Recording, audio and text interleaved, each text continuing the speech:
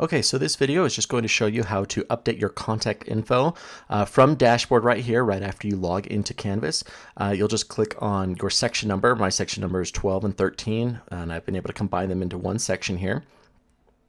And you'll see all these modules. I know this can be a little overwhelming at first, but what you want to do is this is what students will see when they log in too. They'll see these modules here, getting started, course introduction, and right here where it says instructor information, go ahead and click on that. And then up here in the top right corner, you'll see the edit button. Go ahead and click on that, and it'll bring up this new view that lets you edit and add in your TA contact information.